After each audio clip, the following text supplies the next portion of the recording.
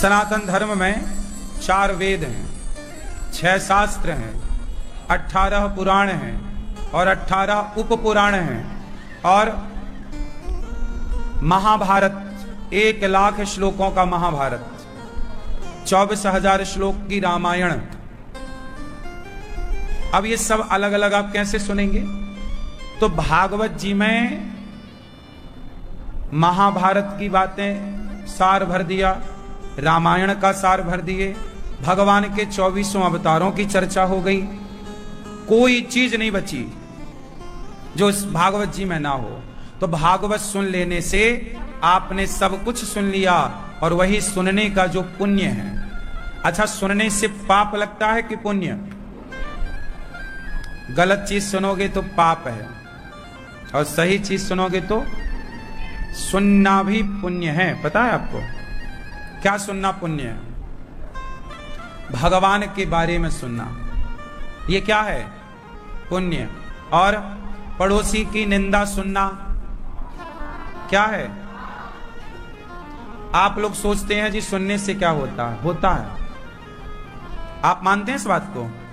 सुनने से फर्क पड़ता है। जैसी अब देखो, ये छोटे छोटे बच्चे हैं, इनको हिंदी किसी ने सिखाई नहीं, लेकिन सुन सुनकर इन्होंने पूरी भाषा सीख ली। इंग्लिश देश के बच्चे इंग्लिश सीखते थोड़ी हैं, सुन सुन के वो सब बोलना सीख जाते हैं। जो चाइना का बच्चा,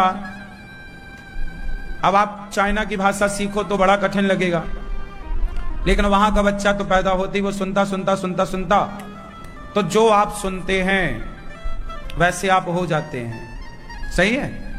वैसे आप बोलते हैं, वैसे आप व्यवहार करते हैं। तो सुनने का बहुत बड़ा प्रभाव है। हम यदि हिंदी बोल रहे हैं तो बचपन से हिंदी सुने हैं, इसलिए हम हिंदी भाषी हैं। पंजाब का बच्चा पंजाबी बोलता है क्योंकि वो बचपन से, गुजरात का बच्चा गुजराती बोलता है क्योंकि वो बचपन से सुनता है वो भाषा। ऐसे ही है। तो आप यदि राम के बारे में सुनोगे तो राम के आचरण जीवन में आएंगे, रावण के बारे में सुनोगे तो रावण के आचरण जीवन में आएंगे। इसलिए कहते हैं अच्छा सुनो। इसलिए हमारे यहां वेदों को श्रुतियां कहते हैं। क्या कहते हैं? श्रुतियां, मतलब वेद सुनने का विषय है। क्या करो? सुनो। इसलिए सुखदेव भगवान परीक्षित जी से कहते हैं श्रवण करो, श्रवणम। इसलिए नवधा भक्ति में पहली भक्ति श्रवणम है। श्रवणम कीर्तनम विष्णु स्मरणम पाद सेवनम अर्चनम वंदनम दास्यम सख्यमात्म निवेदनम। सुनो। बात समझ में आई? क्या करो? सुनो। सुनने का बड़ा फर्क प्रभाव है। तो आपने भागवत सुनी तो उस सुनने के पुण्य से पितरों की सदगति है। आपने सुनी तो वो भी सुन रहे हैं, वो भी सुन रहे हैं। अच्छी बातें सुनना पुण्य है और निंदा चुगली सुनना। अच्छा, एक बात बताओ, एक बार एक जगह भोजन हो रहा था, भोजन भंडारा। एक राजा भंडारा कराना चाहता, सारे ब्राह्मणों को बुलाया, नगर के हजारों ब्राह्मण आए। खुले मैदान में खीर पक रही थी, दाल पक रही, साग पक रही, पूड़ी। खुला मौसम सर्दी का रहा होगा, तो खुले मैदान में खीर पक रही। तभी एक पक्षी ऊपर से, बाज, वो सांप लेकर के जा रहा था। मतलब पक्षी जो मांसाहारी हैं, सांप भी खा लेते हैं कुछ पक्षी। तो एक पक्षी अपनी चोंच में सांप दबा के उड़ रहा था और संयोग देखिए कि वो पक्षी की चोंच से सांप छूटा और खीर के बर्तन में जाके गिरा। काय में गिरा? खीर पक रही थी। अब खीर के बर्तन में जब सांप गिरा तो सांप का सारा जहर उस खीर में आ गया। वो सारी खीर हो गई जहरीली। अब वही खीर ब्राह्मणों को परोसी गई और जब परोसी तो ब्राह्मण जैसे खाएं वैसे ही मर जाएं। तो कम से कम 25-50 ब्राह्मण मर गए। सबको लगा कि खाने में कुछ गड़बड़ है, सबने छोड़ दिया, जो खाए वो गए। अब सब लोग खड़े हो गए, अब नहीं खाएंगे, पर लगभग 25-50 जो भी संख्या रही हो वो तो मर ही गए। अब यमदूत आए। अब यमराज यमदूतों के साथ आए। अब न्याय करना है कि वो ब्राह्मण जो मरे उनकी हत्या का जिम्मेदार कौन? राजा, सांप, या वो पक्षी, या बनाने वाला हलवाई? आप बताओ, वो ब्राह्मण जो मरे उनकी हत्या किसके माथे आएगी? कौन जिम्मेदार? मैया, ओ मेरी मां, आप बताओ। मैया, आप बताओ कौन? दादाजी बताओ, चश्मा वाले। पक्षी। पक्षी की क्या गलती? वो तो उड़ रहा था अपने रास्ते। किसकी गलती? हाँ, बताओ गलती किसकी है? वो ब्राह्मणों की हत्या का पाप किसके माथे जाएगा? राजा। राजा की कोई गलती नहीं थी, बेचारे के कोई मारने का भाव थोड़ी था, वो तो सबको सम्मान से बुलाया ही था, उसका बिल्कुल। हलवाई की क्या गलती? वो तो बना रहा, उसने थोड़ी मिलाया जहर। जहर वो मिलाता तो वो पापी होता, पर हलवाई ने भी तो नहीं मिलाया। ये गलती कह सकते हैं कि खुला छोड़ दिया, लेकिन पाप तो नहीं है ना, जहर उसने तो नहीं मिलाया, तो हलवाई का भी कसूर नहीं है। राजा का कोई अपराध नहीं, उसने तो कोई मारने के भाव से छोड़ी, तो राजा का भी कसूर नहीं। सांप। सांप का क्या दोष है? वो तो फंसा था उसकी चोंच में, वो तो जहां छोड़ेगा वहीं गिरेगा, और उसके अंदर तो जहर भरा ही रहता है, उसका सांप का भी दोष नहीं। पक्षी। पक्षी तो अपना खाना लेके जा रहा था, सांप उसका भोजन था, और उसका भोजन उसके मुंह से छुटक गया, गिर गया, तो पक्षी का भी दोष नहीं। अब दोषी कौन है?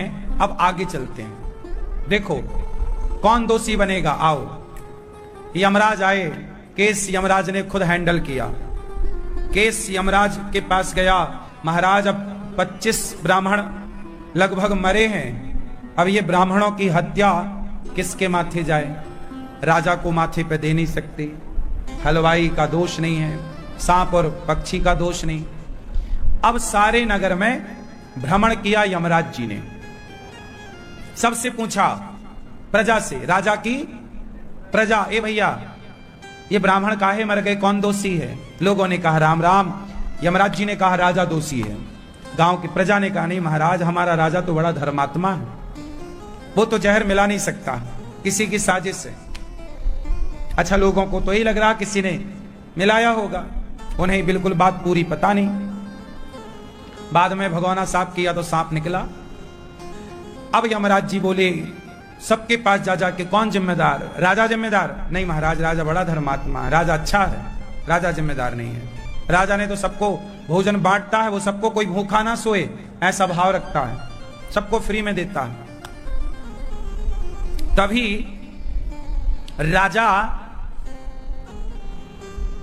राजा ने अपनी सेना से एक सिपाही को निकाल दिया था, कुछ गलती किया होगा सेना में रहते हुए, तो राजा ने दंड दिया, चलो तुम्हारी नौकरी खत्म।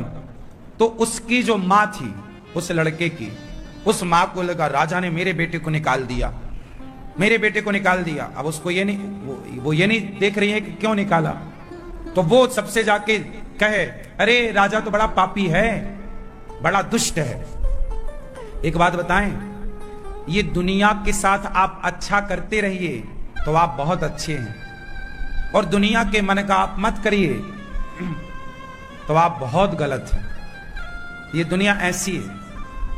अब वो सबसे जाके कहे सुनो ये राजा ने मरवाया होगा, बड़ा पापी है, मेरे बेटे को निकाल दिया नौकरी से। अब वो यमराज के हाथ लग गई मैया, यमराज जी बोले कौन पापी? मैया बोली ये राजा पापी, इसी ने मरवाया सबको। यमराज जी बोले तुम्हें कैसे? अरे मुझे पता है ये पापी है, बहुत गलत आदमी है ये। अब वो मैया जहां बैठे राजा की निंदा करे, बुराई करे। यमराज जी बोले मिल गया हमें क्लाइंट। अब पता चल गया कि यह हत्या किसके माथे जाएगी। किसके माथे? बोले इस महिला के माथे। ये सारे ब्राह्मणों की हत्या इसके माथे जाएगी। क्यों जाएगी? क्योंकि इसने निंदा की है, और जो व्यक्ति जिसकी निंदा करता है उसका पाप उस व्यक्ति के पास आ जाता है जो निंदा करता है। पता नहीं वो व्यक्ति गलत है कि नहीं, पर आप तो किए जा रहे हैं, तो उसके जो भी पाप होंगे वो सारे आपके अंदर आ जाएंगे, क्योंकि आप निंदा कर रहे हैं। क्यों कर रहे हैं निंदा? आप लोग जो दिन भर बैठ के पड़ोसन के घर सास बहू की, जेठानी देवरानी की जो निंदा चुगली करती हो, तुम्हारे इस निंदा से तुम पापी होती हो। आप मानो ना मानो, ये पाप है, ये अपराध है। सही है? इसलिए इस पाप से बचना चाहिए, इस पाप से बचना चाहिए। निंदा भी पाप है। उस महिला को ब्राह्मणों की हत्या का पाप लगा कि तुम फिजूल में ही भले आदमी की निंदा कर रही हो। यदि वो दोषी होता तो मान भी लेते, पर वो दोषी नहीं है, फिर भी आप निंदा कर रहे हैं।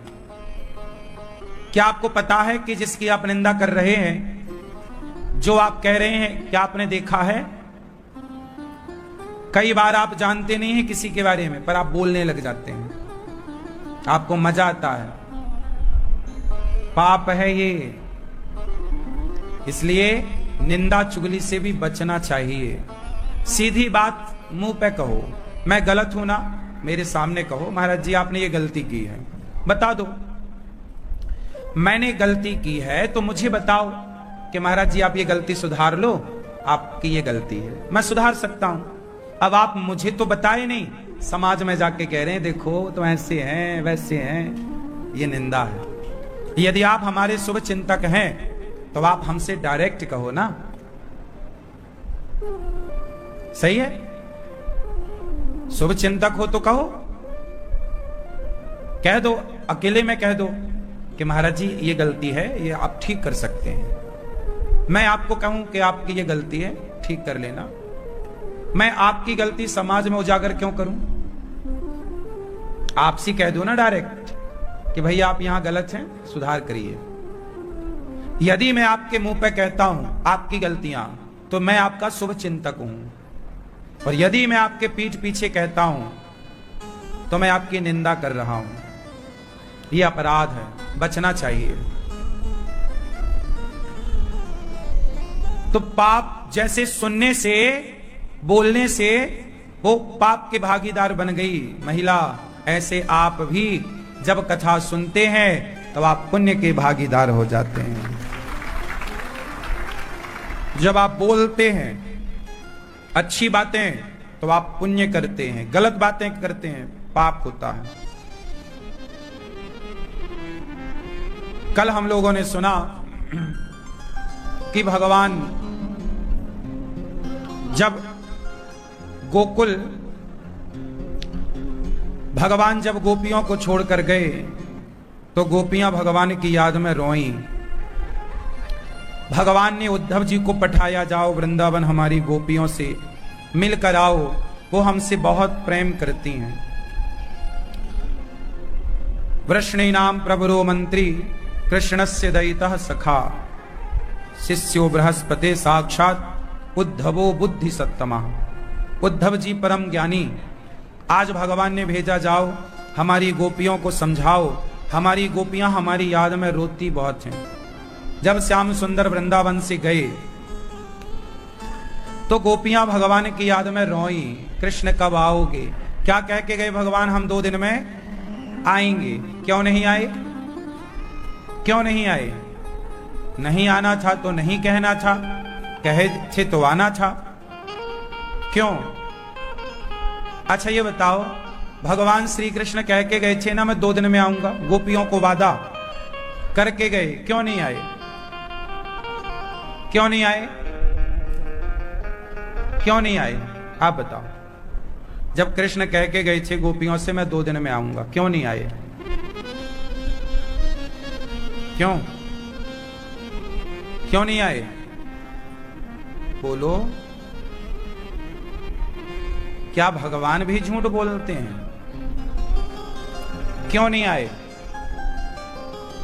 क्योंकि मजबूरी थी। क्या मजबूरी थी? भगवान श्री कृष्ण गोपियों से बहुत प्रेम करते हैं और कृष्ण का दुश्मन है जरासंध। ये जरासंध कौन? कंस को मारा भगवान ने। कंस के ससुर का नाम है जरासंध। जब कंस को मारा तो कंस का ससुर शत्रु हो गया कृष्ण का। अब जरासंध कृष्ण पर 17 बार अटैक किया। कितनी बार? सेना लाला के कृष्ण के ऊपर आक्रमण मथुरा पे, भगवान बार बार उसे हराते, वो भाग जाता हार के, बंदी बना लेते, फिर छोड़ देते भगवान, जा। यदि उस जरासंध को पता लग जाता कि कृष्ण गोपियों से बहुत प्रेम करते हैं तो उसे मौका मिल जाता, फिर वो कृष्ण पर अटैक नहीं करता, कृष्ण की गोपियों पर, क्योंकि कमजोरी क्या है वो वहां अटैक करता। तो भगवान जानते हैं कि गोपियां हमसे बहुत प्रेम करती हैं और भगवान भी करते हैं। जाके मिल सकते थे भगवान, नहीं मिले। पत्थर रखा दिल में, यदि मैंने आना जाना किया तो जरासंध को लगेगा कि गोपियां इसकी कमजोरी है। माता यशोदा को नुकसान पहुंचाता जरासंध, नंद बाबा को नुकसान पहुंचाता, कृष्ण के मित्रों को नुकसान पहुंचा सकता था, कुछ भी कर सकता। जरासंध बड़ा ताकतवर राजा था। इसलिए भगवान नहीं गए। कहा था आऊंगा, पर मेरे आने में आपका नुकसान हो सकता है, मेरे ना आने से आपका भला है, इसलिए प्रेम पत्थर रख के दिल में ना आने का डिसीजन, निर्णय लिया। ठीक है। अच्छा, भगवान ने उद्धव जी को भेजा।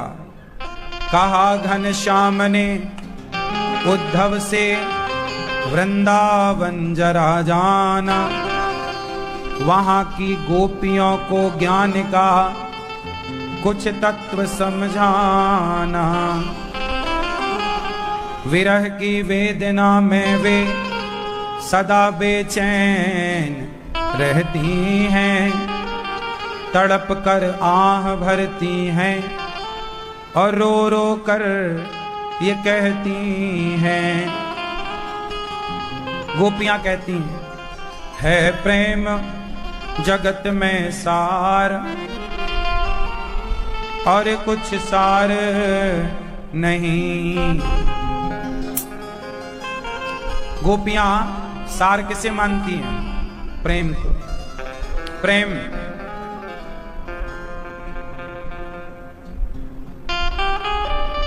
प्रेम का अर्थ क्या है? प्रेम में कितने अक्षर हैं? बोलो बोलो, कितने अक्षर? मात्राएं नहीं जोड़नी है, अक्षर शब्द। कितने अक्षर हैं? प्रेम में 2 अक्षर हैं। एक है पा, एक है मां,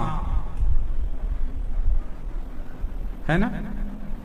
पा और मां, प्रेम। रा यदि हम हटा दें तो 2 अक्षर हैं, पा और मां। प्रेम का सही अर्थ है पा से पा लेना, प्राप्त कर लेना, और प्राप्त करके मां से मौन हो जाना, चुप हो जाना, यही है प्रेम। प्राप्त कर लेना और मौन हो जाना। क्यों? जब कोई पानी में डूबता है, चिल्लाता है मैं डूब गया बचाओ, मैं डूब गया बचाओ। अब बताओ ये डूबा है कि नहीं? बोलो। यदि डूब जाता तो चिल्ला कहां पाता? अभी क्या कहता? मैं डूब गया। नहीं, अभी तो नहीं डूबा। डूब जाएगा तो बोल ही नहीं पाएगा। जहां बोल रहा है मतलब अभी डूबा नहीं। डूब जाएगा तो मौन हो जाएगा। पाके मौन। इसलिए जो भक्ति की गंगा में डूब गए, प्रेम की गंगा में डूब गए, कृष्ण के प्रेम में डूब गए, जो डूब गए वो चुप हो गए। जो बोल रहे हैं वो अभी डूबे नहीं, अभी डूबना शेष है। गोपियां कुछ बोल नहीं पा रही, भरत जी कुछ बोल नहीं पा रहे, क्योंकि कैसे बोल पाए? बोल नहीं पाते ना। प्रेम जहां बोला जाए, सफाई दी जाए, प्रेम नहीं है वहां।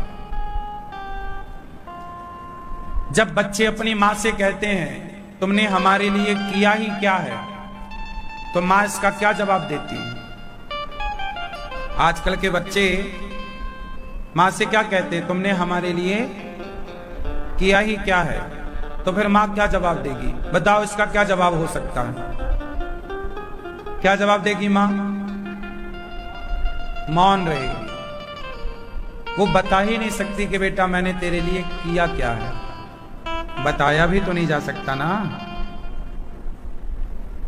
जहां बताया जाएगा वो प्रेम नहीं। जहां कहा जाए वो प्रेम नहीं।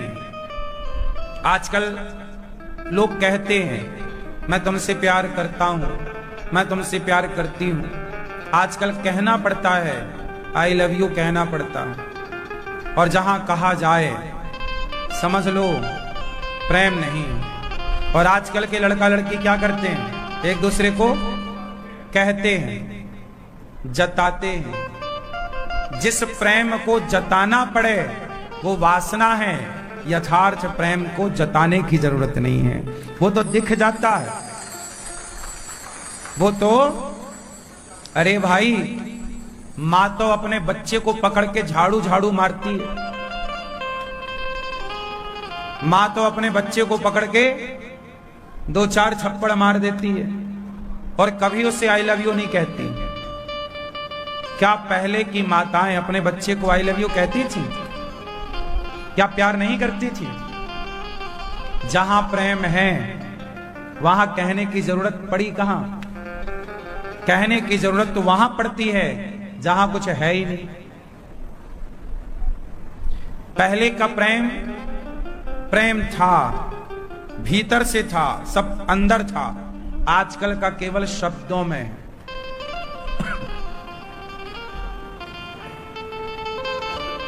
प्रेम प्रेम गली अति साकरी, जा में दो न समाए। जो प्रेम गली में आए नहीं, वो प्रेम निभाना क्या जाने। हाँ, बढ़ोड़ देते हैं जिन्हें गुलाब से प्रेम नहीं।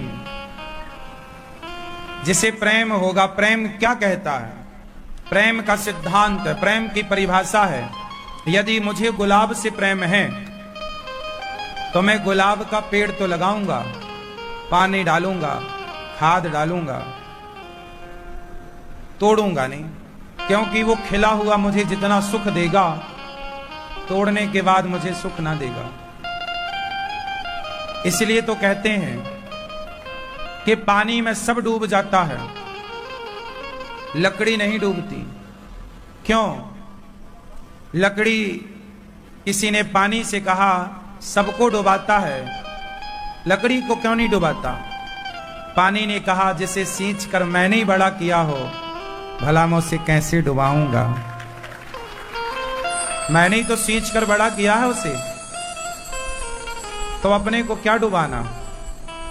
जिससे प्रेम करते हैं उसे डूबता हुआ थोड़ी देख सकते हैं। मोमबत्ती जल रही थी, तो मोमबत्ती जलती है कि धागा जलता है? बोलो।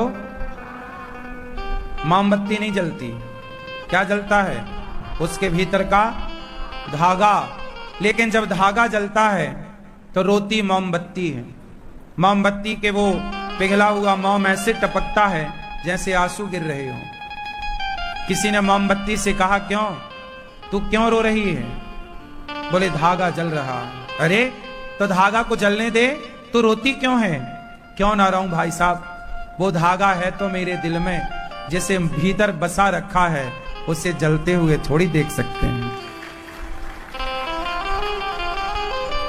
जिसे दिल में बसाया है उसे जलते हुए थोड़ी देख सकते हैं। ये मोमबत्ती का रोना है। क्या बताएं।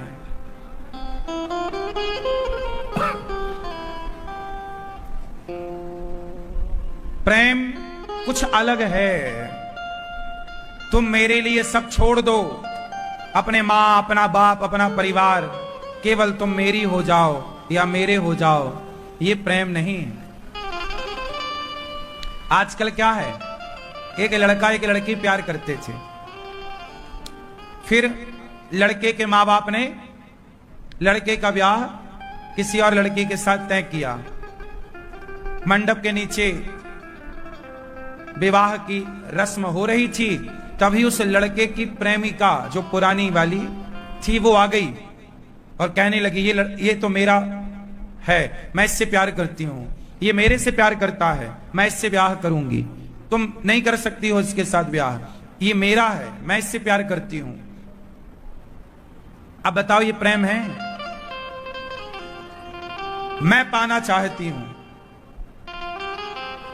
और उस पाने के लिए मैं कुछ भी कर लूंगी ना, ये प्रेम नहीं है, ये वासना है।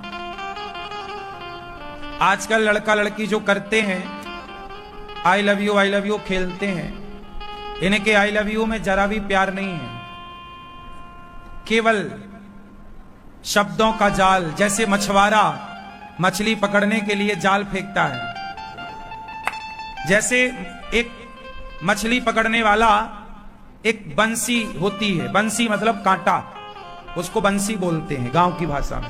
एक कांटा होता है, उसमें मांस का टुकड़ा लगाता है और उसे पानी में डाल देता है। मछली को लगता है ये कोई मांस है, जाती है और उसके कांटा चुभ जाता है, फंस जाती है। जैसे मछली को पकड़ने के लिए मछुआरा जाल डालता है, ऐसे आज के जमाने में कुछ लड़के कुछ लड़कियां एक दूसरे को फंसाने के चक्कर में ये आई लव यू नाम का जाल फेंकती हैं और फेंकते हैं।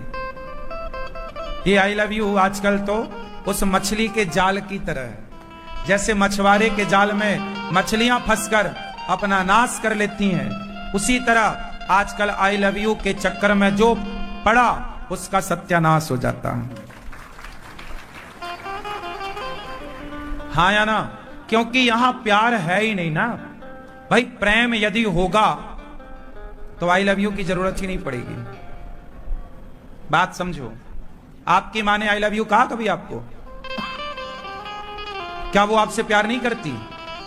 मतलब जहां प्रेम होगा यथार्थ सच्चा, वहां शब्दों की आवश्यकता। प्रेम जो है ना मेरी मां, शब्दों से परे है। प्रेम एक एहसास है, प्रेम को महसूस किया जा सकता है। प्रेम को बयां करने का कोई शब्द नहीं बना हो तो बोल दो जरा, क्या है? कहो। प्रेम एक एहसास है, इसलिए प्रेम को अंधा कहते हैं। क्यों? प्रेम को अंधा कब से कहा जाने लग गया? जब तुम अपनी मां के पेट में थे तो तुम्हारी मां ने तुम्हें देखा नहीं कि तुम अंधे हो के लंगड़े हो, बहरे हो के कैसे हो, लेकिन जब पेट में थे तब से वो मां तुम्हें फील करने लग गई। महसूस करने लग गई कि बेटा इस तरफ गया, कभी दाएं तरफ कभी बाएं तरफ। पेट में लात मारता ना बच्चा, ये फील करती है कि स्त्री, वो प्रेम।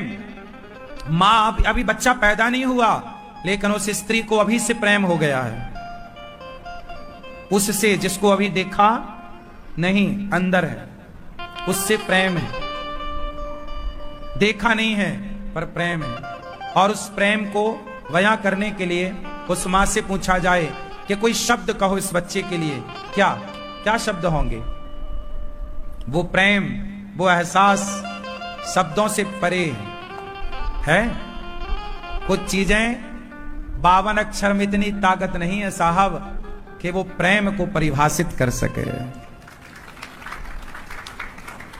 हाँ? कम पड़ जाएंगे, कोई शब्द ही नहीं। प्रेम को महसूस किया, जैसे हवा देखी नहीं जा सकती, महसूस की जा सकती है। मिश्री की मिठास देखी नहीं जा सकती, खा के चख के महसूस की जा सकती है। उसी तरह प्रेम को महसूस किया जा सकता है। शब्दों के जाल में फंसोगे तो मछली की तरह गति होगी तुम्हारी।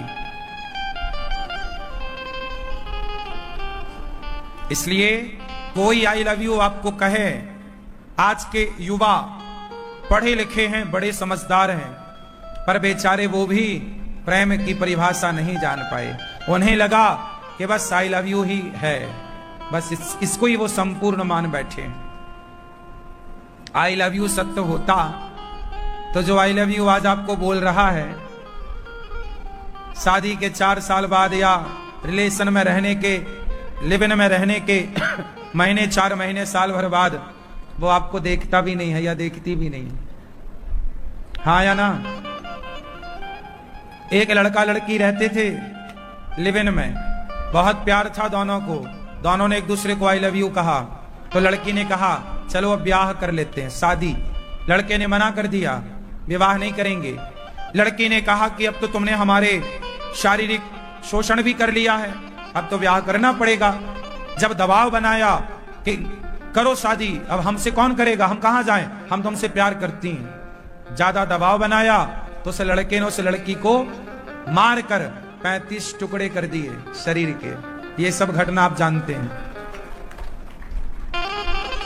बोलो हाँ या ना? तो उस लड़की ने बोला तो था आई लव यू, और उस लड़के ने भी उसका शारीरिक शोषण करते समय क्या आई लव यू नहीं बोला होगा? बिल्कुल बोला होगा। लेकिन आई लव यू का मतलब क्या हुआ? हो गए ना 35 टुकड़े। इसलिए आई लव यू प्रेम शब्दों से परे है बेटा। आपकी मां आपसे प्रेम करती है, आपका बाप चप्पल घिस गई बेचारे की, तुम अच्छा पढ़ जाओ, योग्य बन जाओ, काबिल हो जाओ। वो प्यार करता है, तुम्हारे लिए कमाता है, ओवर टाइम काम करता है, तपता है। फटे कपड़े, छोटा मोबाइल रख के भी तुम बड़ा मोबाइल और ब्रांडेड कपड़े पहन सको। वो नहीं पढ़ा पर तुम पढ़ सको, ये सपने रखता है तुम्हारे लिए। तुम्हारे बाप ने कभी तुम्हें आई लव यू नहीं कहा, लेकिन सबसे ज्यादा प्यार वही करता है। तुम्हें अपने बाप का प्यार तो दिखा नहीं, माँ का प्यार तो नजर आया नहीं। कोई लड़की आई लव यू कहती है तो तुम्हें लगता है ये बहुत प्यार कर रही है। अरे वो मछली पकड़ने का जाल होता है ना, ऐसे ही है। चक्कर में ना पड़ना। ये बच्चे ने बहुत पढ़ गए मेरी माँ, पर इन्हें जरा भी पढ़ना नहीं आता। ये केवल कॉपी किताब पढ़ना जानते हैं, ये केवल पुस्तकें पढ़ना जानते हैं। हम तो आपकी नजरों को भी पढ़ना जानते हैं कि तुम्हारी आंखें क्या कह रही हैं। हम तो सामने वाले के चेहरे को पढ़ लेते हैं, आंखों को पढ़ लेते हैं। कॉपी किताब बहुत पढ़ ली, अब थोड़ा सामने वालों की नजरें पढ़ना सीखो, है ना? हाँ या ना? नजरें पढ़ना सीखो। आंखें बहुत कुछ कह देती हैं, समझदार को इशारा काफी है। इसलिए पढ़ो, नियत पढ़ना सीखो कि सामने वाले की आपके प्रति नियत क्या है, किस नियत से आप हमें आई लव यू कह रहे हैं। पढ़ो, आपने डिग्रियां खूब पाई पर अभी नियत पढ़ना बाकी है। आज के लड़का लड़की यही तो नहीं पढ़ पाते, इसलिए तो परेशान है। आज का यूथ परेशान है। मेरी माँ नशा करता है, शराब का, चरस का, फीम का, गांजा का, ऐसा कोई नशा बाकी नहीं है कि आज के कुछ बच्चे ना कर रहे हो। नशा करके पड़े हैं, उन्हें पता ही नहीं कि ये जीवन मिला क्यों है, जीना कैसे है, हमारा गोल क्या है, लक्ष्य क्या है, जाना कहां है, कुछ नहीं पता। उन्हें लगता है बस खाओ पियो मौज करो। खाओ पियो मौज करो के चक्कर में ना पड़ना। खाओ पियो मौज करो का सिद्धांत तो सुअर फॉलो करते हैं। सुअर खाओ, बढ़िया खाता सुअर, क्या नहीं खाता बताओ? सुअर सब खाता है, जैसे आप लोग सब खाते हैं, है ना? आप लोग क्या खाते हो? जो मिल जाए सब खा लेते हैं। अंडा मिल जाए अंडा, मुर्गी मिल जाए मुर्गी, बकरा मिल जाए बकरा, भैंसा मिल जाए भैंसा, जो मिल जाए सब भक्षा भक्ष। ऐसे ही सुअर सब खाता है, पर वो मांस नहीं खाता। क्यों? आप तो मांस खा लेते हैं। आप मतलब जो खाते हैं, हम उनका कह रहे हैं, सबको नहीं। बात समझ में आई? साइलेंट होता है ना कुछ, उसे आप जोड़ लिया करो। तो जैसे खाओ, सुअर भी खाता है, आप लोग भी खाते हैं। आप लोग भी प्रसाद खाएं तो अच्छा है, पर आप सब खाते हैं। बाजार में खड़े हो के कुछ भी खाते हैं। पियो, खाओ पियो। क्या पीना? दूध पियो, दही पियो, छाछ पियो, गन्ने का रस पियो। नहीं, पेप्सी पीना है, कोका कोला पीना है, दारू पीना है, चरस पीना, अफीम पीना, काहे पीना है? आजकल के बच्चे खाओ तो कुछ भी खा रहे हैं, पियो कुछ भी पी रहे हैं, और मौज करो। आजकल के बच्चों का मौज का मतलब क्या है? लिव इन में रहने मतलब मौज कर रहे हैं, ये नहीं है। ये तीन काम तो सुअर भी करते हैं। सुअर भी खाता है, सुअर भी सोता है। खाना, सोना और बच्चे पैदा करना, ये तीन है सबके पास। कुत्ता और मनुष्य, कितना अंतर है। मनुष्य बुद्धिमान है, समझदार है, ध्यान कर सकता है, ईश्वर की आराधना कर सकता है, भलाई कर सकता है, दया कर सकता है, सेवा कर सकता है। कुत्ता इनमें से कुछ भी नहीं कर सकता। केवल कुत्ता तीन काम कर सकता है: खा सकता है, सो सकता है और बच्चे पैदा कर सकता है। और कुत्ता क्या कर सकता है?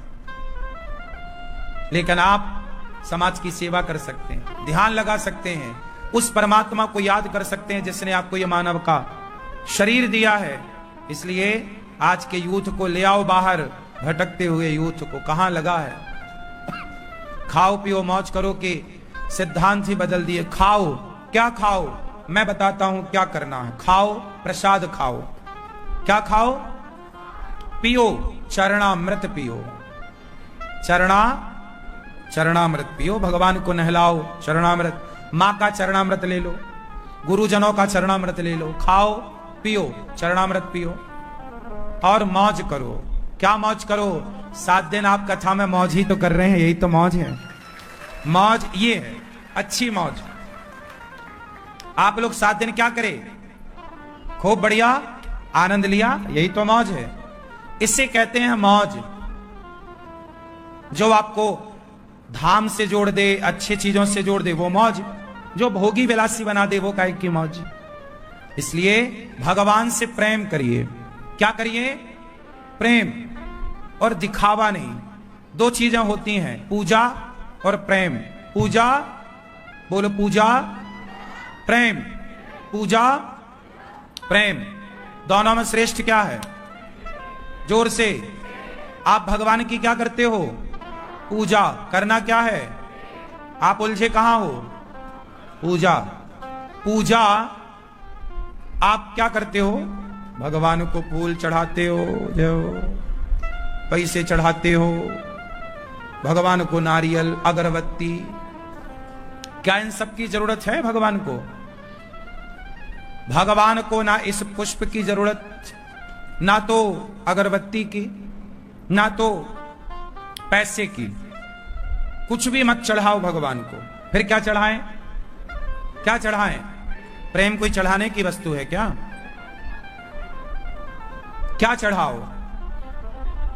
देखो, भगवान को शबरी माता ने क्या चढ़ाया? केवट ने कौन से फूल चढ़ाए राम के चरणों में? कितना रुपया दे दिया केवट ने? आप लोग समझते नहीं हैं भक्ति की परिभाषा। करने चले भक्ति, अरे समझ तो जाओ कि भक्ति का मूल सिद्धांत क्या है। भक्ति का मतलब वो नहीं है जो आज कुछ लोग कर रहे हैं। भक्ति का मतलब है, रामचरितमानस में लिखा है, राम ही केवल प्रेम प्यारा। भगवान को केवल प्रेम प्रिय है। क्या प्रिय है? प्रेम। पर आजकल प्रेम तो है नहीं। आपको भगवान से प्रेम है? बोलो कितना? चलो बताओ। जितना प्यार आपको अपने बेटे से है, या बेटी से है, या पति से है, या पत्नी से है, क्या इतना प्रेम? सच बताना, बिल्कुल अपने आप से बताओ और हमसे नहीं। जितना प्रेम आपका परिवार से है, पैसे से है, क्या इतना प्रेम भगवान से है? नहीं ना। आप करते रहो पूजा, प्रेम तो है नहीं। आपका पति पूजा आपकी करे, जय मेरी पत्नी, और फूल चढ़ाए, माला चढ़ाए, आपकी परिक्रमा लगाए और प्यार करे पड़ोसन से। पूजा करे आपकी और प्यार करे पड़ोसन से, आपको अच्छा लगेगा? क्यों मैया? उसकी पूजा से आप खुश हो जाएंगे? अरे मेरा पति मेरी पूजा करता है। पूजा तो तेरी करता है, प्यार पड़ोसन से करता है, तो आप खुश हो जाओगी। लेकिन आपका पति आपकी पूजा बिल्कुल नहीं करता, लेकिन आपसे प्रेम बहुत करता है, तो आप खुश हो कि नहीं? आप स्त्रियां हैं, आपको भी अपने पति से प्रेम चाहिए। आपका बेटा आपकी पूजा करे, लेकिन आपसे प्यार की दो बातें भी ना करे, प्रेम ना करे, तो बेटे की पूजा से आप खुश होंगी? कोई संसार का व्यक्ति पूजा से खुश हो जाए तो बताओ, बोलो। क्या संसार, आप जितने यहां बैठे, आप बताओ, आपको कोई प्रेम ना करे और पूजा करे, तो चाहे आपका बेटा, आपका पति, आपकी पत्नी, आप खुश हैं? अरे पूजा से आप खुश नहीं हो पाए तो भगवान को क्या खुश कर लोगे पूजा से?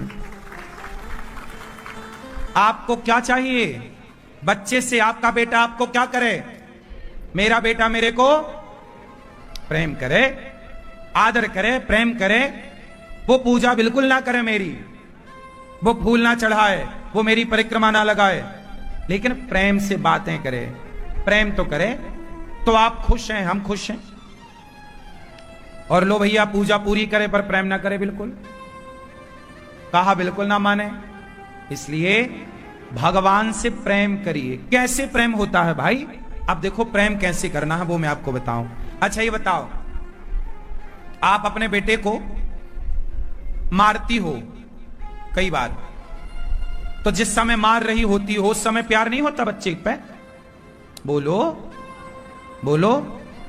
जब आप नहलाती हो बच्चे को, प्यार होता है कि नहीं? कपड़े पहनाती हो बच्चे को, प्यार होता है कि नहीं? फिर दूध पिलाती हो बच्चे को, प्यार होता है कि नहीं? डांटती हो बच्चे को, प्यार होता है कि नहीं? आपने कभी बच्चे के चरणों में फूल नहीं चढ़ाए, आपने कभी अपने बेटे की आरती नहीं उतारी, लेकिन आपने प्रेम किया है। बस आप भगवान की आरती भले ना करो, पूजा भले ना करो, पर कैसा प्रेम करो? जैसे एक माँ अपने बेटे से प्रेम करती है, वैसे एक भक्त को अपने भगवान से प्रेम करना चाहिए। और जैसे माँ बेटे के प्रेम में कोई औपचारिकताएं नहीं है, कोई फॉर्मेलिटी नहीं है। माँ और बेटे के प्रेम में कोई फॉर्मेलिटी है? अब आप क्या कहें, महाराज जी हम कितने बजे माला जपें? अरे माँ कितने बजे बच्चे को दूध पिलाएगी, कितने बजे नहलाएगी, कितने बजे लाड़ करेगी? क्या इसका कोई टाइम फिक्स है?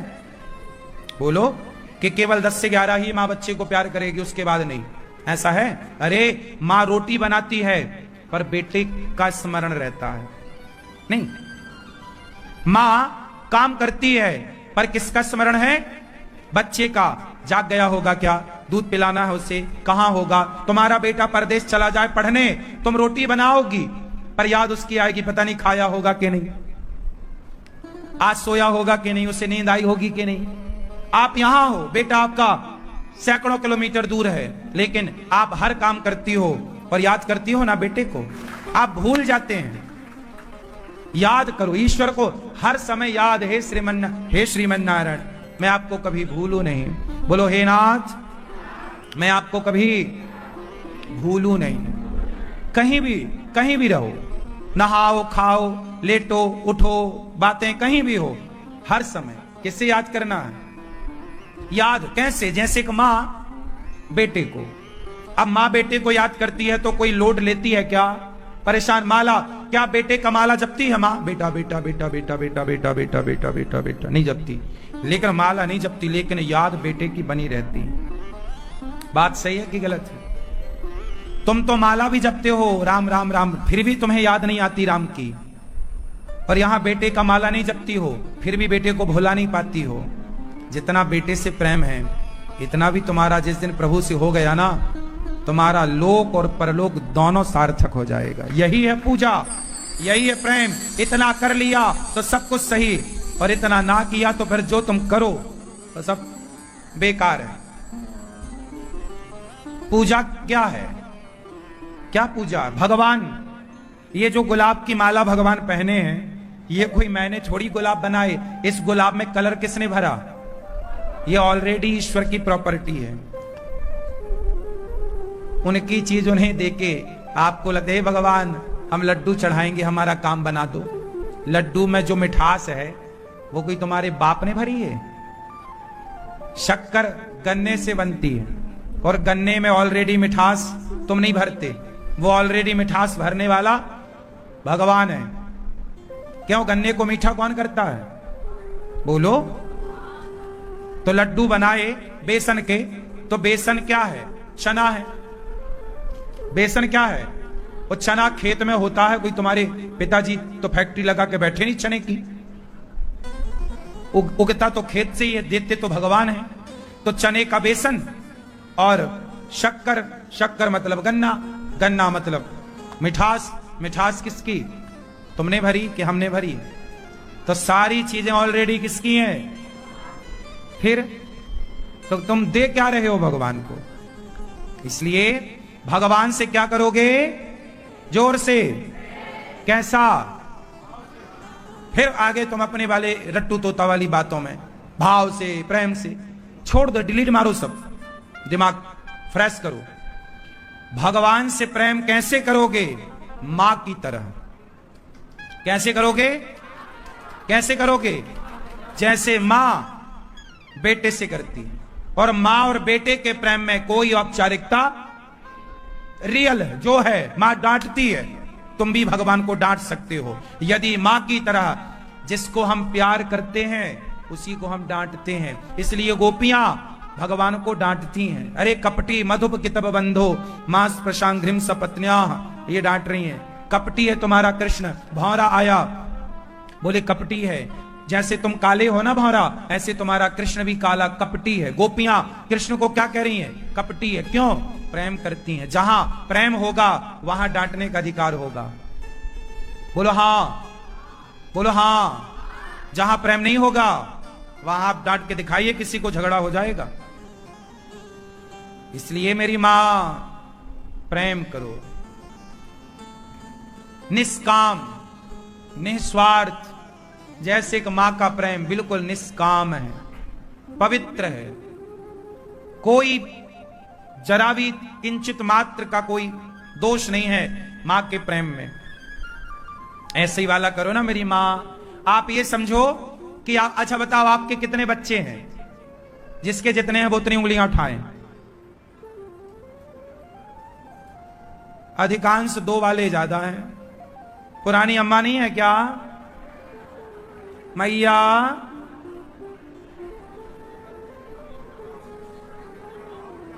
ये देखो ये मैया बढ़िया 5। चलो, यदि आपके 2 बच्चे हैं तो आप दो बच्चों में कोई भेद करती हो क्या? कैसे ज्यादा खवाती हो से कम? कोई दोनों के बीच में भेद है? दोनों में बराबर। अच्छा ये बताओ, यदि आपका तीसरा बच्चा होता तो आप उससे प्यार करते कि नहीं? कि उठा के फेंक आते? बोलो, करते ना। तो जैसे तीसरे को करते, तो आज दो हैं तो दो से करते हो, तो चलो तीसरा कृष्ण को ही मान लो कि ये भी हमारे हैं। और जैसे दो से प्यार, वैसे तीसरे कृष्ण से प्यार। अब प्यार रिश्ता क्या रखना है? तो जो तुम्हारी मर्जी। बोलो, त्वमेव माता च पिता त्वमेव, त्वमेव विद्या द्रविड़म त्वमेव, त्वमेव त्वमेव सर्वम मम देव देव त्वमेव। हे प्रभु, आप ही हमारी, चाहे माता की तरह प्यार करो, चाहे पिता की तरह प्यार करो। त्वमेव माता च पिता त्वमेव, त्वमेव बंधु च सखा त्वमेव, त्वमेव विद्या द्रविड़म त्वमेव, त्वमेव सर्वम। चाहे आप जो चाहो, त्वमेव सर्वम, सर्वम कह दिया मतलब सब कुछ। जो आपका मन है वो संबंध जोड़ लो, और भगवान से रिश्ता तो जोड़ लो। आप लोग क्या करते हैं? पूजा तो करते हैं, लेकिन भगवान से आपका अभी तक कोई रिश्ता नहीं है। क्या रिश्ता है? मैं ये बताओ, आपका भगवान से क्या रिश्ता है? हाँ, आगे मैया क्या? ये तो देखो अभी अभी सुन सुन के कहने लग गई आप। अभी इसके पहले तो खाली था खोपड़ी बिल्कुल। कोई रिश्ता आप लोग रखे ही नहीं। सच्चाई ये है, बस आप पूजा करते हैं। काय कौन से रिश्ते से कर रहे हैं पता ही नहीं। एक रिश्ता प्रॉपर होना चाहिए। भगवान से कोई संबंध, मेरा संबंध जानो। आप मेरे से पूछो अनिरुद्धाचार्य जी, महाराज जी आपका क्या रिश्ता भगवान से? पूछो पूछो पूछो पूछो और पूछो। यहां वाली मैया ना पूछोगी मेरी मां, और यहां वाली मैया, ओ पंचायती मैया, कहां झांक रही हो ऐसे ऐसे? हमारा भगवान से रिश्ता शुरू से, मैंने जब से होश संभाला तो मैंने अपने श्री राधा रानी को मैं मां कहता हूं। मेरी मां, राधा मेरी मात है, पिता मेरे घनश्याम। राधा माता है, सीता हमारी माता है, लक्ष्मी मैया हमारी, तो लक्ष्मी जी हमारी माता, और नारायण हमारे पिता हैं, राम हमारे पिता हैं, कृष्ण हमारे। और मैं सच्ची कहूं, मैं अपने माता पिता की तरह इनको प्यार करता हूं, भगवान की तरह नहीं करता। माता पिता की तरह ही बातें करता हूं। भगवान की, मैंने भगवान को देखा ही नहीं। मैं इन्हें माता पिता के रूप में स्वीकार करता हूं। तो मैं इन्हें क्या मानता हूं? माता पिता। आप मेरे माता हो, पिता हो, मैं आपका बच्चा हूं। अब आप चाहो तो पार लगाओ, चाहो तो डुबाओ। हम तो आपकी गोद में, हम जब यहां होते हैं वृंदावन में, हम चारों तरफ कहीं भी हों, हम ऐसा फील करते हैं कि हम भगवान की गोद में हैं। हर जगह ऐसा फील करते हैं कि हम भगवान की गोद में। हम भगवान को नहीं जानते, हम तो अपने इन माता पिता को जानते हैं। बिहारी जी हमारे पिता हैं, और राधा जी हमारी सिंपल। अब भगवान के चक्कर में मैं नहीं पड़ता। संबंध जोड़ लिया, उस रिश्ते को निभाना है बस, प्रपंच में नहीं। आप लोग भी एक रिश्ता बनाओ और ठिकाने से निभाओ। गोपियों ने पति बना लिया, इतिहास साक्षी है, शास्त्र साक्षी है। बिना रिश्ते का कोई, मीराबाई ने रिश्ता बनाया क्या? मेरे तो गिरधर गोपाल, दूसरो ना कोई, मेरे पति हैं कृष्ण। ऐसे वर को क्या वरूं जो जन्मे और मर जाए, बरिए वर गोपाल को मेरे चुनरो अमर कर जाए। तो मीरा ने जोड़ा संबंध पति का, मेरे पति हैं। द्रौपदी ने जोड़ा संबंध के ये मेरे भाई हैं। द्रौपदी ने संबंध जोड़ा, ये मेरे। अर्जुन ने संबंध जोड़ा, ये मेरे गुरु हैं, ये मेरे सखा हैं। हाँ या ना? यशोदा ने संबंध जोड़ा, ये मेरे पुत्र हैं। हाँ, नंद बाबा ने संबंध जोड़ा, ये मेरे पुत्र हैं। और लवकुश ने संबंध जोड़ा, ये मेरे पिता हैं। और एक बात और बताऊं, सच्ची भी है। भगवान कृष्ण के पुत्र का नाम बताओ, प्रद्युम्न। और प्रद्युम्न जी के पुत्र का नाम बताओ, अनिरुद्ध भगवान श्री कृष्ण के पोता। कौन? बोलो। वैसे भी हम लीगल रिश्ते से भगवान के पोते ही लगते हैं। हाँ? तो अनिरुद्ध भगवान के सगे पोते हैं। तो ये हमारे दादा और दादा पिता के समान है। दादा और पिता क्या अंतर है? क्यों? दादी माँ है और दादा, तो ये हमारे माता पिता। तो मैं तो लीगल हूं, आप भी लीगल बन जाइए, संबंध जोड़िए और सच्चा। सुनो, भगवान कहां है, कैसे हैं, इस लफड़े में ना पड़ो। इतने सारे संबंध तुम्हारे अड़ोसी पड़ोसी जमाने भर से भरे पड़े हैं कि नहीं? हाँ या ना? कितने सारे मोबाइल पे तुम्हारे नंबर हैं रिश्तेदारों के। जब संसार के लोगों से इतने रिश्ते हो सकते हैं तो एक रिश्ता भगवान से बनाने में बुराई क्या है? संसार से रिश्ता बनाए तब तो तुमने सवाल नहीं किया, और भगवान से रिश्ता बनाने चले तो जी भगवान है तो दिखते क्यों नहीं, ये है तो वैसा। अरे भाई इतने सारे बनाए हो, एक छोर बना लो। काहे इतने सवाल जवाब कर रहे हो? तुम्हारे बस का नहीं है। समझ सोई जाने जेह देहु जनाई, जाना तो तुम्हें हो जाए। भगवान को तुम जान पाओ। हमारी इतनी खोपड़ी नहीं है कि हम ईश्वर को जान पाए। वो कुछ जना देंगे तो हम जान सकते हैं, वरना हम में कोई क्षमता नहीं है, कोई काबिलियत नहीं है। माता सती ना जान पाई, राम को परीक्षा लेने चल गई। ब्रह्मा ना जान पाए, कृष्ण को परीक्षा लेने आ गए। इंद्र ना जान पाए, कृष्ण को पानी बरसाने लग गए। तब तो गिरिराज जी उठाए। तो जिन्हें इंद्र राजा ना जान पाए देवताओं के, ब्रह्मा ना जान पाए, माता सती ना जान पाई, उन्हें भला आप और हम क्या जान पाएंगे? एक रिश्ता बना के संग संग चलो बस। सही है? यशोदा को क्या पता कि ये कौन? वो तो ये कहती है मेरा बालक, मेरा बेटा है। बस एक रिश्ता जोड़ लो, सिंपल। जो आपको अच्छा लगे, त्वमेव सर्वम, जो आपको भाए जोड़ लो, बस काम हो जाएगा। बात समझ में आई? अब क्या रिश्ता आपका भगवान से? बैठे बैठे फिर वही कहानी, सब कुछ खिचड़ी ना बनाओ। अब जाना घर, ठंडे दिमाग से तय करना, हे भगवान आप हमारे सब कुछ हैं। ये तो ठीक है, सब कुछ तो है, लेकिन मैंने क्लियर किया ना कि मैं माता पिता मानता हूं। तो एक रिश्ता रखो, एक सब कुछ। ये तो बला टारने वाली बात हो गई। ऐसे में उलझ जाएंगे, उलझना नहीं है। एक यशोदा माँ ने सब कुछ थोड़ी माना, कृष्ण को माना, आखिरी में वो सब कुछ है भगवान हमारे, लेकिन एक रिश्ता रखा प्रॉपर, ये मेरा बेटा है। मीराबाई ने एक रिश्ता रखा, ये मेरे पति हैं। द्रौपदी ने एक संबंध रखा, मेरा भाई कृष्ण। एक आप ही रखो ना एक, और फिर एक के बाद तो फिर सब कुछ हो ही जाएगा। सब कुछ गया कहां है? बोलो।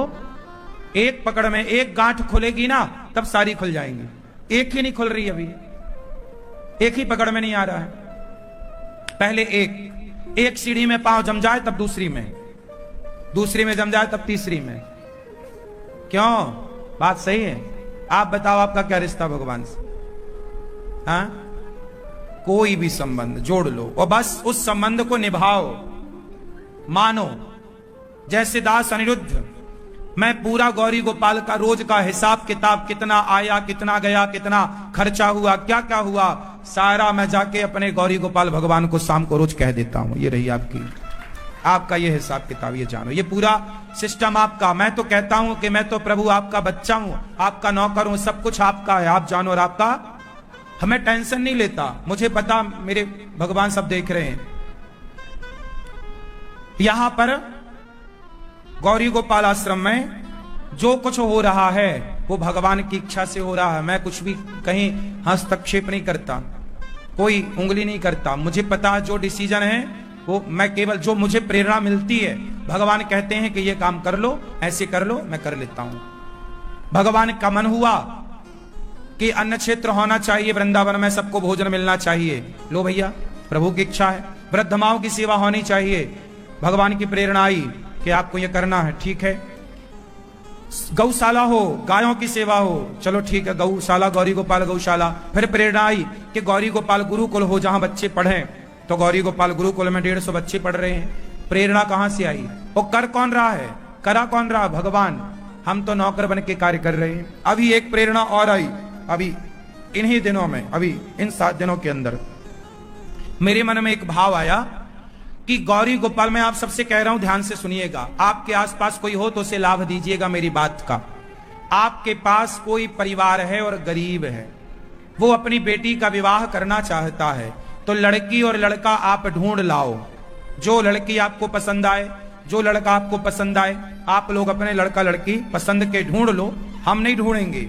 और जब ढूंढ लो और तुम्हें लगे कि हम बारातियों को भोजन नहीं करा पाएंगे, हम कैसे ब्याह करें बेटी का, हम गरीब हैं, तो यदि आप अपनी बेटी का विवाह करना चाहते हैं तो लड़का लड़की आप ढूंढ लो और गौरी गोपाल आओ। तो ये दास अनिरुद्ध बहनों का विवाह करके और उनको जो बन पड़ेगा दान दक्षिणा देकर विदा करेगा। गरीब कन्याओं का विवाह, गरीब कन्याओं का विवाह, कोई माता पिता असमर्थ हैं पर हमारे और आपके सपोर्ट से यदि उस बेटी का विवाह हो रहा है तो फिर अच्छा है।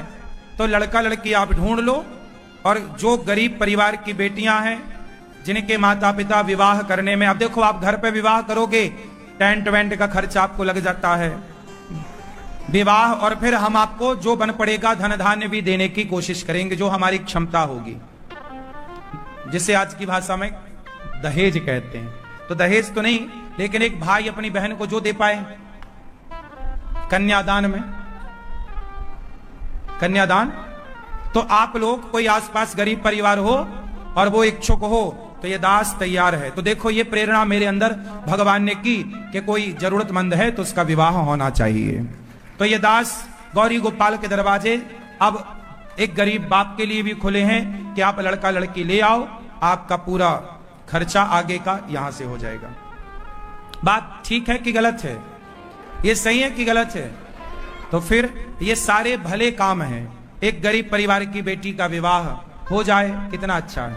तो ये सारे काम जो गौरी गोपाल में हो रहे हैं, ये मेरे द्वारा नहीं, ये गौरी गोपाल भगवान स्वयं यहाँ के मालिक बन के सब काम करते हैं। हम तो उनके नौकर हैं, उनके कार्यकर्ता। तो गोपियों से उद्धव जी ने कहा, चले मथुरा से जब कुछ दूर वृंदावन निकट आया, वहीं से प्रेम ने अपना अनोखा रंग दिखलाया। बिटप झुक कर ये कहते हैं, इधर आओ इधर आओ, पपीहा कह रहा पी कहाँ ये भी तो बतलाओ। नदी यमुना की धारा शब्द हरिहर का सुनाती है, भ्रमर गुंजार से भी यही मधुर आवाज आती है प्रेम जगत में सार। फिर वही बात आ गई, प्रेम सार है, प्रेम कर लो तो काम बने, और वरना पूजा में उलझे रहो, फॉर्मेलिटी औपचारिकता में तो उलझे रहो। हमने तो रास्ता बता दिया, चलो मत चलो मर्जी आपकी। मां यशोदा को समझाए उद्धव जी, गोपियों के प्रेम के आगे उद्धव जी खुद फीके पड़ गए। उद्धव जी का ज्ञान ना चला प्रेम के आगे, गोपियों के प्रेम में ऐसे रंगे 6 महीने तक रहे। ब्रज रज में लौटते हुए उद्धव जी गोपियों के पास कृष्ण को देखा। अच्छा, गोपियां और कृष्ण कोई अलग नहीं थे। उद्धव जैसे ज्ञानी के ज्ञान को समाप्त करने के लिए भगवान ने ये लीला रची। गोपियों से कृष्ण अलग थोड़ी थे या हैं, ये तो लीला है, ताकि वो ये दिखा सकें कि देखो प्रेम किसे कहते हैं। प्रेम को प्रकट करना था गोपियों के द्वारा, इसलिए ये लीला रची गई। राधा रानी को श्राप था कृष्ण से 100 साल का वियोग होगा, इसलिए भी ये लीला रची गई। फिर भगवान का दर्शन सबका, भगवान का दर्शन गोपियों के हृदय में उद्धव जी को हुआ। ब्रज रज में लौट कर उद्धव जी बोले, मुझे लता पता बना दो। लता पता, वृंदावन की जो लता पता है कोई सामान्य पेड़ पौधे नहीं है, ये कोई साधु संत वृक्ष योनि में भजन कर रहे हैं धाम में। ये वृंदावन धाम कोई सामान्य नहीं है। आप बड़े पुण्यात्मा होंगे कि आपको 7 दिन के लिए बिहारी जी ने अपने धाम में स्थान दिया। ऐसे नहीं मिलता धाम। बड़े बड़े लोग तरसते तड़पते हैं कि हम धाम पहुंच जाएं, नहीं मिलता भैया। बिहारी जी की महफिल को तो बिहारी जी सजाते हैं, और वृंदावन वही आते हैं जिन्हें बिहारी जी बुलाते हैं। धाम की बड़ी महिमा है। ये धाम को आप हल्के में मत लो। ये वृंदावन कैसा है? जैसा दिख रहा है वैसा नहीं है। आपको यहां जो दिखता है ना, उससे बिल्कुल परे परे है वृंदावन। वृंदावन को समझने के लिए भाव चाहिए, फीलिंग चाहिए, प्रेम चाहिए। वृंदावन यहां का कुत्ता बिल्ली भी कोई सामान्य नहीं है, धाम का वास उससे मिला हुआ है। इसलिए वृंदावन देवताओं को भी दुर्लभ है। नाम रूप लीला धाम 4 चीजें हैं। या तो भगवान के नाम का आश्रय लो, या रूप का चिंतन, लीला का ध्यान, लीला का स्मरण, लीला का गुणगान और धाम। और आप बड़े भाग्यशाली के नाम भी सुनने को मिल रहा भगवान का, रूप भी दर्शन करने का मौका मिला बिहारी जी का, लीला का गुणगान कर ही रहे हैं, सुन रहे हैं, और धाम में बैठे हैं। चारों मिल गए आपको।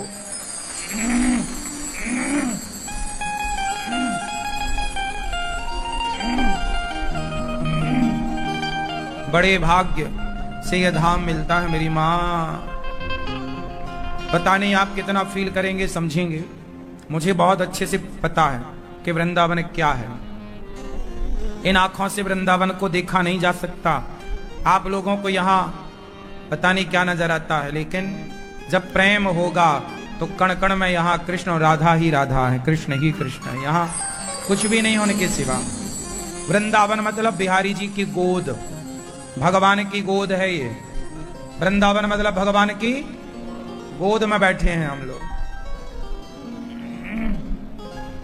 उद्धव जैसे ज्ञानी चरणों में लेट करके प्रणाम करके गए। अच्छा एक बात बताएं, वृंदावन से ना कृष्ण कहीं गए ही नहीं। ये तो लीला है कि मथुरा गए और द्वारिका गए, ठीक है, एक रूप से गए, एक रूप से गए। आपको पता है यशोदा मां के एक बेटा पैदा हुआ था। यशोदा मां के क्या उत्पन्न हुआ? एक बेटी और एक बेटा। जब नंद वसुदेव जी कृष्ण को लेकर आए तो कृष्ण को रखा यशोदा के पास और कन्या को लेकर के चले गए। ये तो आप जानते हो, कंस ने फिर पत्थर पर पटका, वो हाथ से छूट कर गई। पर इसके बीच में एक कथा और है, आप सुनना चाहो तो सुना दूं। यशोदा ने जुड़वा बच्चों को जन्म दिया था। एक कन्या थी, एक बालक था। यशोदा मां के 2 पुत्र हुए, 2 बच्चे हुए, एक बेटी और एक। और वसुदेव जी आए देवकी के पुत्र लेकर, तो कन्या को लेकर गए। पर यशोदा का जो बेटा है और जो वसुदेव जी के बेटा है, तो देवकी का बेटा और यशोदा मां के दोनों बेटों मिलकर एक हो गए। दोनों मिलकर, तो जो कन्या बची उसे तो वसुदेव जी लेकर चले गए। फिर क्या हुआ? फिर 10.5 साल तक वो एक ही रहे। 10.5 साल तक वो एक ही रहे। पर जब भगवान वृंदावन से मथुरा गए तो जो देवकी के पुत्र थे वो तो मथुरा चले गए, पर जो यशोदा पुत्र थे वो वृंदावन छोड़कर कहीं नहीं गए, कभी नहीं गए, वो कभी नहीं गए। इसलिए वृंदावन का कन्हैया बाल रूप में पूजा होती है। इसलिए वृंदावन के किसी मंदिर में आपने घंटा नहीं देखा होगा। किसी मंदिर में घंटा देखा? टन टन टन टन नहीं, कहीं देखा आपने? यहां बाल रूप की पूजा होती है, छोटे से कन्हैया। तो घंटे बजा के बच्चे को डिस्टर्ब नहीं करें, इसलिए कहीं मंदिर में यहां घंटा नहीं। यहां जितनी भी पूजा है बाल रूप की पूजा है। बिहारी जी भी बाल रूप में है, राधा रमण जी बाल रूप में है, सारे सप्त देवालय यहाँ के बाल रूप में ही है। तो जो देवकी पुत्र हैं वो तो मथुरा गए और वो कंस को मारे और वो सुदर्शन उठाए, पर जो यशोदा पुत्र हैं वो सदा गोपियों के बीच रहकर, आज भी वृंदावन में रास होता है निधि वन में। कहां पे? आज भी राधा रानी का श्रृंगार वहां रखा जाता है, सुबह फैला मिलता है। ये बड़े बड़े न्यूज वाले भी आकर देख चुके हैं, ताला अपना लगा के सब क्लियर है। आज भी वहां सब रात को बंदर बंदर सब अपने से चले जाते हैं। रात को कोई रुकता नहीं है निधि वन जी में, सेवा कुंज निधिवन, आज भी यहाँ ये लीलाएं चलती हैं। तो द्वारिकाधीश तो चले गए द्वारिका, देवकी के पुत्र, पर जो यशोदा नंदन है, फिर आप कहोगे कि फिर ये गोपियों का रोना, ये एक लीला थी समाज को ये बताने के लिए कि भगवान को कैसे पाया जाए। तो भगवान के लिए तड़पना पड़ता है। जब आप गोपियों की तरह बनोगे तब आप भगवान की उस लीला में सम्मिलित हो जाओगे, भगवान को पाने के अधिकारी बनोगे। तो ईश्वर को प्राप्त करने के लिए एक मैसेज देना था कि ईश्वर को कैसी भक्ति करके पाएं, तो गोपियों की तरह भक्ति करके पाएं, अलग नहीं थे। तो ये एक बहुत बड़ा रहस्य है। मैंने आपको कहा कि देव यशोदा मां के एक पुत्र भी हुआ था, जो दोनों मिलकर एक, मतलब एक समय भगवान दो रूपों में थे। एक समय भगवान दो रूपों में थे, एक द्वारिका वाले कृष्ण के रूप में और एक वृंदावन वाले बिहारी जी के रूप में। ऐसा है, इसलिए वृंदावन से कन्हैया कहीं गए नहीं, ऐसा वृंदावन की मान्यता है। यहां से कभी कभी प्रभु गए नहीं, लीला के लिए गए। और जो सुदर्शन उठाए वो देवकी पुत्र हैं। यशोदानंदन तो केवल ब्रजमंडल में सदा अपने भक्तों के बीच में रास लीला में रहते हैं। रास मतलब भक्तों का मिलन। आप अच्छी भक्ति कर लोगे तो भगवान अपनी उस रास लीला में आपको भी स्थान दे देंगे। और रास रचाएंगे मतलब मिलन होगा। कौन सा मिलन? जीवात्मा और परमात्मा का। रास का मतलब क्या है? मिलन। जैसे आपका और हमारा मिलन हो रहा है इस भागवत जी के माध्यम से, उसी तरह भक्त और भगवान का साक्षात्कार होना, ईश्वर का साक्षात्कार होना ही रास है। अब रास मतलब आप लोग सुनते होंगे, तुम करो तो रास लीला, हम करें तो कैरेक्टर ढीला।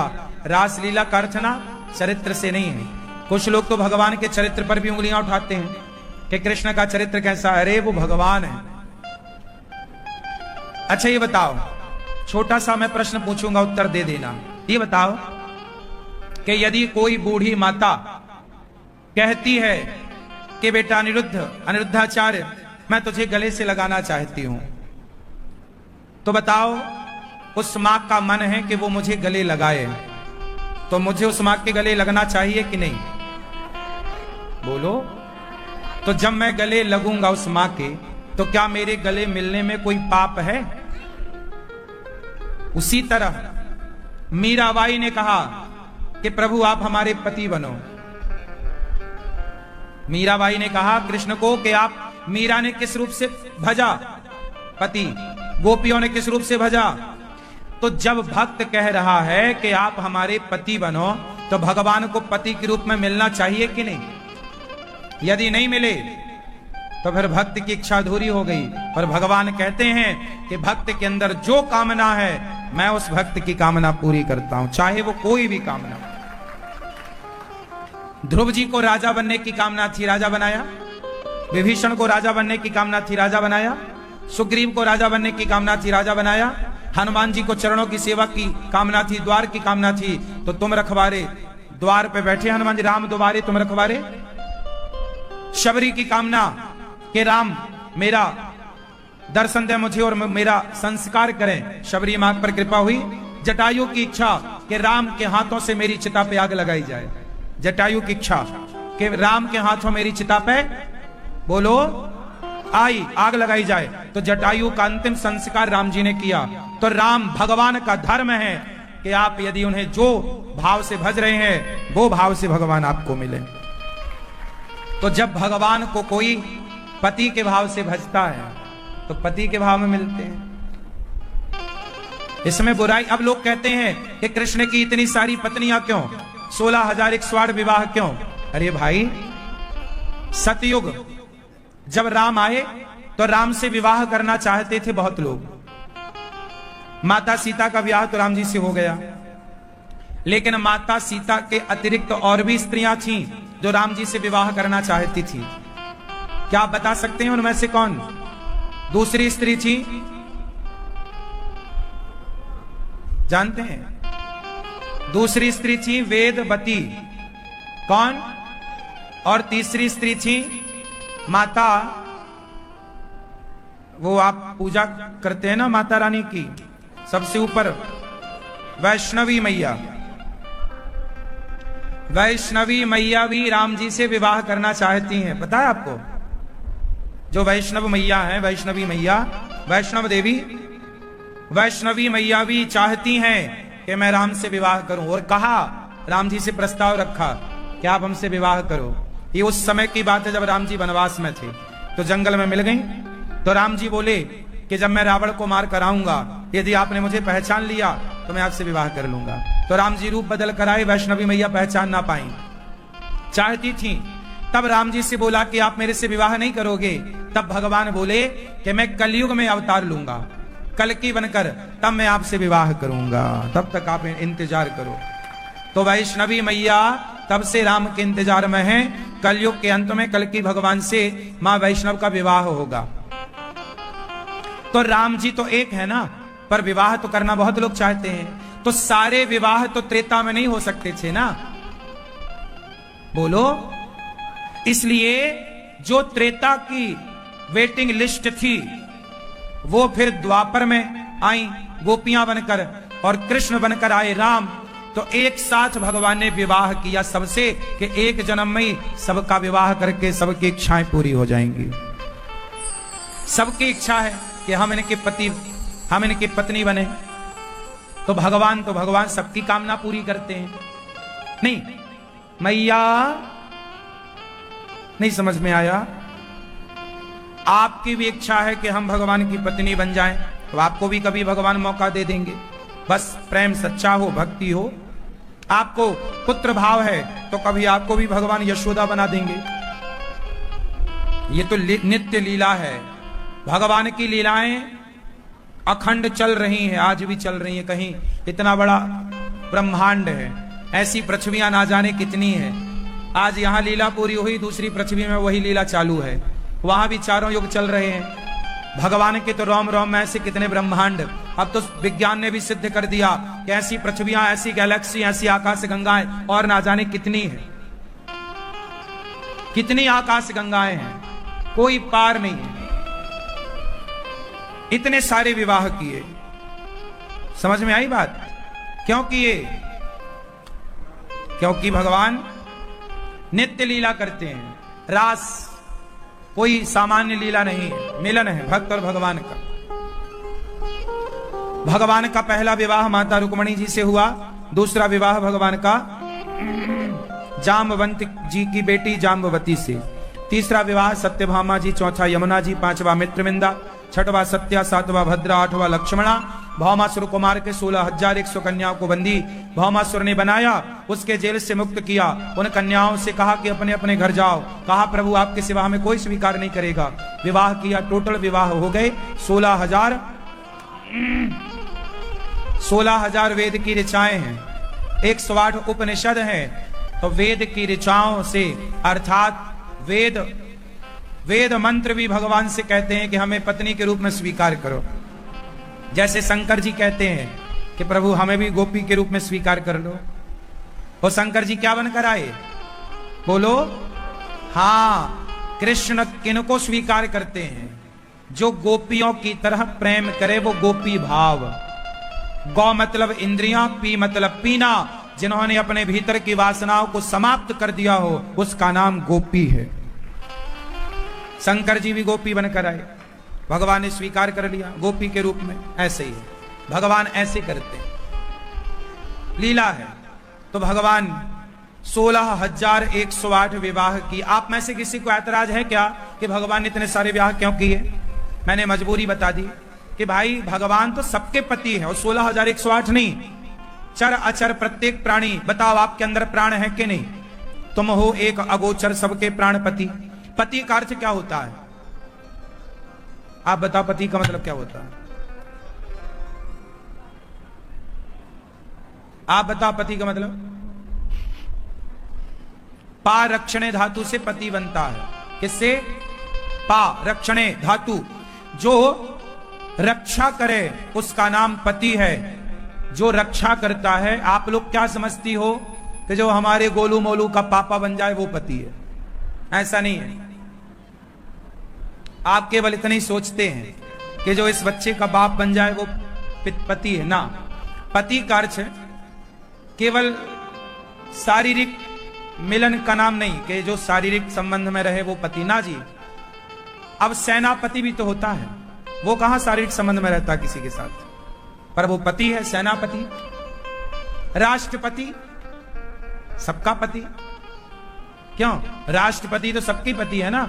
पति मतलब वहां पर रिश्ते संबंध से नहीं, रक्षा अर्थ पर पति बनता है। जो रक्षा करे वो पति, हाँ या ना? राष्ट्रपति, सेनापति, उपराष्ट्रपति, हाँ या ना? तो पति मतलब रक्षा अर्थ। उसी प्रकार आपके प्राणों की रक्षा कौन करता है? बोलो जोर से, भगवान। तो भगवान ही सबके प्राण दाता है, प्राणों के रक्षक हैं। इस हिसाब से भगवान प्रत्येक जीव मात्र के पति हैं। चींटी से लेकर हाथी तक सबके पति कौन? तुम हो एक अगोचर सबके प्राण, सबके प्राण, सबके प्राण, सबके प्राण। तो फिर भगवान सबके पति है। और भगवान से ना कोई ऐसा नहीं कि मीराबाई ने पति के रूप में भजा तो कोई मीरा के अंदर वासना थी, नहीं। एक प्रेम है पति की तरह, पाना है। कोई वासना लेके थोड़ी पाने गई थी मीराबाई। जरूरी थोड़ी है कि वासना से ही हम पति भाव रखें ना, जरूरी बिल्कुल नहीं। बिना वासना के भी आप पति भाव होता है, मीराबाई को था। तो कोई वासना बीच में, देखो आजकल क्या है ना, हम हो गए हैं सामान्य लोग, हम सब तो क्या है, हम लोग वासनाओं में डूबे हुए प्राणी हैं। तो हम लोग अपनी तरह ही भगवान को सोचते हैं, जस आपन तस दूसर जाने। हम इस विषय वासना से खुद उबर नहीं पाते तो भगवान को उस नजरिए से देख नहीं पाते। जिस दिन आप खुद उबर जाओगे उस दिन आपको समझ में आ जाएगा कि कृष्ण कौन है और वो रिश्ते क्या है, रिश्तों की मान्यता क्या है। बात इतनी है कि आजकल खुद आदमी डूबा पड़ा, निकल ही नहीं रहा है। तो वो जैसा भगवान है वैसी भगवान को भी देखता है उसी नजरिए से। तो भगवान के 16,108 विवाह संपन्न हुए और हर पत्नी के संग भगवान खुश हैं, प्रसन्न है। हर पत्नी के 16,108 महल बनाए। एक एक बेटी हुई भगवान की, 16,108 बेटियां हैं भगवान कृष्ण की।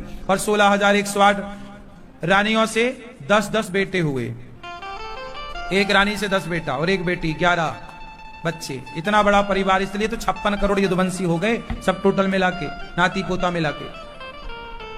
खूब बड़ा परिवार था भगवान का, है ना जी। बड़े गरीब परिवार से हैं, गरीबी बहुत है, पेट भरने को रोटी नहीं है।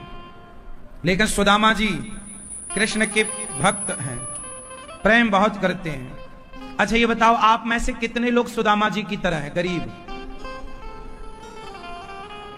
आज सुदामा जी की तरह गरीबी है कहीं आपको दिखने को मिलती है? देखने को मिलती है? सुदामा जैसी गरीबी अब किसी के पास नहीं है। 4-4 दिन चूल्हा नहीं जलता सुदामा जी का। ऐसी स्थिति तो मुझे नहीं लगता कि भारत में किसी की होगी। क्यों? फटे कपड़े पहनना, ठीक से कपड़े भी नहीं थे सुदामा जी के पास। सुदामा जी की स्थिति बड़ी दयनीय है। अच्छा ये बताओ, सुदामा जैसी गरीबी है क्या किसी के पास? नहीं। क्या सुदामा जैसी भक्ति है किसी के पास? सुदामा जैसी भक्ति तो नहीं है किसी के पास। पर सुदामा इतने बड़े भक्त होकर भी, इतनी गरीबी में रहकर भी, क्या उन्होंने कभी कृष्ण से शिकायत की कि प्रभु हम तुम्हारे इतने बड़े भक्त हैं और देखो तुमने हमें ये नहीं दिया, वो नहीं दिया? क्या शिकायत करी? लेकिन आज का आदमी जरा सी पूजा करने लग जाए तो भगवान से शिकायत, भगवान देखो हम तुम्हारी इतनी पूजा करते हैं और ऐसा हो गया, ऐसा हो रहा है। जरा सा आप पूजा कर लो तो शिकायतें करने लग जाते हो। जबकि सुदामा इतनी गरीबी में है, लेकिन कभी सुदामा जी ने शिकायत नहीं की कि कन्हैया मैं देख कितनी गरीबी में गुजर रहा हूं। फिर भी श्री कृष्ण, फिर भी जाप चल रहा है, सतमार्ग पे चल रहे हैं, कोई गलत मार्ग नहीं अपनाया, कृष्ण का गुणगान गाते हैं। आप लोग यदि ऐसी स्थिति से गुजरते हैं, जीवन में जरा संकट आता है तो लोग कहते हैं नहीं जी अब मैं भक्ति नहीं करूंगा। एक मैया बोली मैं पहले बहुत मानती थी भगवान को, अब नहीं मानती। क्यों? पहले काम ठीक चल रहा था, अब काम थोड़ा नहीं चला तो अब नहीं मानती। आजकल लोग स्वार्थ रख के पूजा करते हैं। भक्त और भगवान के बीच में ना स्वार्थ नहीं हो। यदि स्वार्थ होगा तो फिर वो भक्ति पवित्र कहां रहेगी। कम से कम देखो, भगवान से तो निस्वार्थ जुड़ो, संसार से तो आप स्वार्थ से जुड़ते हैं। एक तो संबंध ऐसा रखो जहां स्वार्थ ना हो। क्यों भैया? भगवान और आपके बीच में, भक्त और भगवान के बीच में कोई स्वार्थ की दीवार ना हो, स्वार्थ का कोई पर्दा ना हो। बाकी तो सब देखो स्वार्थ से जुड़ते हैं। आपके दोस्त लोग, परिवार, रिश्तेदार सब स्वार्थ से जुड़ता है। आपके पास पैसा होगा तो आपके द्वार पे भीड़ लगी होगी, आपके घर में पैसा ना होगा तो आपके अपने भी रिश्ते छोड़ देते हैं। ये बात सही है। तो संसार तो स्वार्थ से है। कम से कम एक रिश्ता तो हो हमारा जिसके बीच में कोई स्वार्थ की दीवार ना हो। सुदामा जी ऐसे ही हैं, कोई स्वार्थ नहीं, निष्काम निष्कपट। सुदामा मांग कर ले आते हैं, जो मिल जाए पत्नी सुशीला मां बना के खवा देती हैं। 4-4 दिन चूल्हा नहीं जलता। पत्नी बोलती हैं आज बच्चे भूखे हैं, बोले आज बस और पानी पिला के सुलाओ, शायद कल कुछ मिल जाए। फिर मांगने जाते हैं, भिक्षाम देही भिक्षाम देही। लोग कई देते हैं, कुछ नहीं देते, और 5 घर से ज्यादा वो मांगते नहीं थे, भूखे सोते थे। एक दिन पत्नी ने कहा कि आपके बारे में मैंने सुना है कि आपके मित्र द्वारिकाधीश हैं। बोले हाँ, तो जाओ कुछ मांग लाओ। सुदामा बोले नहीं, मैं कृष्ण से कुछ मांगने नहीं जाऊंगा। देखो, भक्ति करते हैं पर मांगते कुछ नहीं है। और आप लोग 16 सोमवार व्रत रखो तो 17वीं सोमवार को डायरी लेके चली जाती हो, चलो शंकर जी हिसाब कर लो। 17वीं सोमवार को हिसाब कर लो।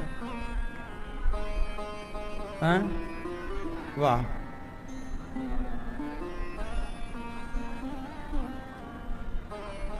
क्यों? हिसाब किताब भगवान से। अरे केला ला के दे दो हनुमान जी को 2-4 केला ले आओ, ऊपर से हनुमान जी को दे दो 2-4, जल्दी ले आओ।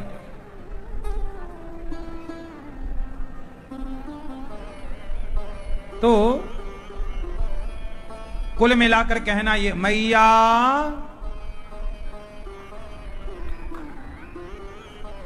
सुन लो मेरी मां, जाओ रख देना वहां, वो ले लेंगे, चुपके से रख देना भाई। दौड़ के जाओ पंडित जी, दे दो केला, हनुमान जी खाए मस्त। दूर से रखना, दूर से छूना मत। हाँ बस छोड़ दो सारे, बस अब बैठ जाओ चुपचाप।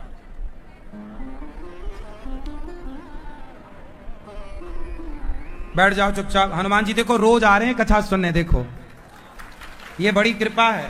और पहली बार ऐसा हुआ यहां कि हनुमान जी देखो ये रोज आते हैं कथा सुनने।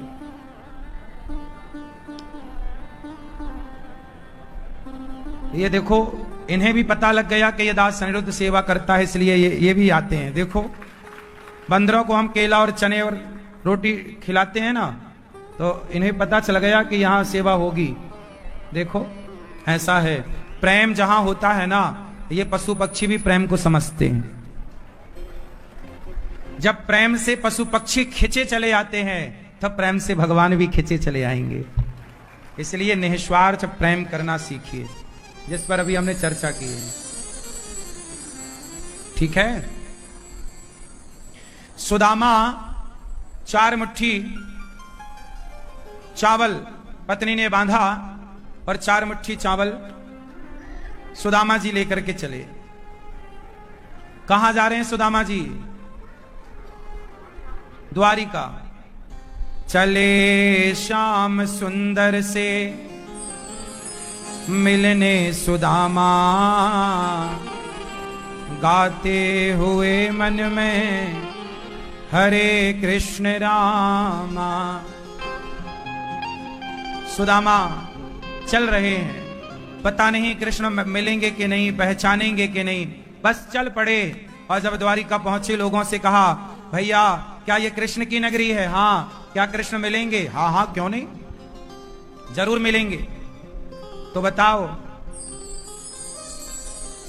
कहां मिलेंगे? बोले सीधे चले जाओ। लोगों ने कहा कि आपका क्या रिश्ता है? बोले ये हमारे मित्र हैं। जब सुदामा जी ने कहा कि कृष्ण हमारे मित्र हैं, तो सारे लोगों ने मजाक उड़ाया। अरे तुम्हारे मित्र कैसे हो सकते, तुम्हारी तो हालत ये है, वो तो राजा है, राजा का मित्र कोई ऐसा गरीब कैसे हो सकता है? सुदामा जी को लगा कि पता नहीं ये हमें पहचानते हैं कि नहीं। द्वारपाल ने कहा महाराज आप यहीं विराजो, हम अभी सूचना देते हैं। सूचना भगवान तक पहुंचाई गई। भगवान से कहा द्वारपालों ने, हे श्याम सुंदर, कोई द्वार पर आए हैं, वो फटे से कपड़े पहने हैं, नंगे पांव हैं, कोई बूढ़े से हैं। भगवान बोले क्या नाम बता रहे हैं? सुदामा। आपको अपना मित्र बता रहे हैं। अब जैसे ही नाम सुना सुदामा जी का, भगवान कृष्ण ने सिंहासन छोड़कर दौड़ पड़े। सुदामा, सुदामा। जब सुदामा जी दौड़े तो जब भगवान श्री कृष्ण सुदामा जी की तरफ दौड़े, सुदामा जी को लग रहा था पता नहीं पहचानेंगे कि नहीं। उन्हें लगा बड़ी देर से खड़ा हूं, कोई आए नहीं, वापस जाने लगे। तब सुदामा सुदामा ऐसा शब्द कानों में पड़ा, आवाज आई, सुदामा। पलट कर देखा, घुंघराले से बाल, वही मुस्कान श्याम सुंदर की। अब जैसे ही सुदामा जी की दृष्टि पड़ी, भगवान दौड़ते हुए आए, सुदामा, और गले लगा लिया भगवान ने। सुदामा के गले लग गए, हृदय से लग गए सुदामा के। भगवान का दुपट्टा गिर गया, सुदामा जी की लाठी गिर गई, और आज भक्त और भगवान का एक पवित्र मिलन हुआ। भगवान बोले, सुदामा जी मित्र। सुदामा जी बोले, कन्हैया तुमने बड़ी देर कर दी आने में। भगवान बोले, मित्र देर हमने नहीं, देर तो आपने लगा दी आने में। आप आने में बड़ी देर आपने कर दी। भगवान सुदामा को ले गए, अपने आसन पर बिठाए, जल मंगाया पत्नी से। जल लाने में जरा देर हुई तो नेत्रों के जल से देख सुदामा की दीन दशा, करुणा करके करुणा निधि रोए, पानी परात को हाथ छुओ नहीं, नैनन के जल से पग धोए। भगवान सुदामा जी के चरण धुल रहे हैं, नेत्रों के, देखो ये प्रेम है। भगवान कहते हैं, मित्र क्या लाए हो? सुदामा पोटरी छिपाने लगे, चावल, तंडुल। अब सुदामा जी वो पोटरी छिपाएं, भगवान ने छीन ली। पोटरी खोलकर देखी, पहली मुट्ठी चावल भगवान ने ग्रहण, मित्र लाया है, भाभी ने भेजा, भक्त का प्रसाद भगवान ने ग्रहण किया। और जब भगवान ने ग्रहण किया उस प्रसाद को, दूसरी मुट्ठी खाने लगे, मां रुक्मणी जी ने हाथ पकड़ लिया, प्रभु सारा खा लोगे? भगवान ने वापस कर दिया, सबको बांटा गया प्रसाद। सुदामा जी क्या लेके गए थे भगवान? सुदामा जी भगवान के लिए चावल, चिवड़ा। क्या लेके गए थे? चिवड़ा, जिसे आज की भाषा में पोहा कहते हैं। चिवड़ा लेकर के गए सुदामा जी, और भगवान ने वो कच्चे खाए। सुदामा ने मुट्ठी भर चावल दे दिए, भगवान उससे संतुष्ट हो गए। भगवान कितना खाते हैं? आपका प्रेम है तो आपके एक दाने से भी भगवान संतुष्ट हो सकते हैं, तृप्त हो सकते हैं। और सुदामा ने क्या दिया? अन्न। चावल क्या है? अन्न है, अन्न दान किया। सुदामा ने अपनी हैसियत से दिया अन्नदान, तब भगवान ने भी अपनी हैसियत से दिए। जो चाहिए, लोगों की संपदा सुदामा पर लुटाइए, हाँ या ना? कई लोगों की संपदा। विश्वकर्मा को बुलाया, विश्वकर्मा जी ने खूब सुदामा जी की नगरी, और सुदामा की पत्नी बोली कि मेरा घर बनाने से पहले जिन जिन के घर से हमें भिक्षा मिलती आई है, आप उनका भी घर बनाओ। इसका मतलब क्या हुआ कि दान देने वाला आज नहीं तो कल वो दान देने का फल पाएगा जरूर। इसलिए आपसे कहता हूं कि जैसे सुदामा जी ने मुट्ठी भर अन्न दान किया, पर भगवान ने इतना सा लेकर इतना कुछ दिया। ऐसे आप लोग भी अन्नदान करना सीखिए। अन्नदान सबसे उत्तम। देखो ये हनुमान जी कितने प्रेम से कथा सुन रहे हैं, सही है। रोज यहां किसी ना किसी रूप में इस भाव से आ ही जाते हैं। मतलब वृंदावन, अभी हमने बोला था ना कि यहाँ के पशु पक्षी भी कोई सामान्य नहीं है। यहाँ के पशु पक्षी भी सामान्य, ये भी बड़े पुण्यात्मा की देखो धाम का वास। और इसलिए आपसे कहता हूं कि इस धाम में कोई पुण्य हो सबसे उत्तम है। गौरी गोपाल आश्रम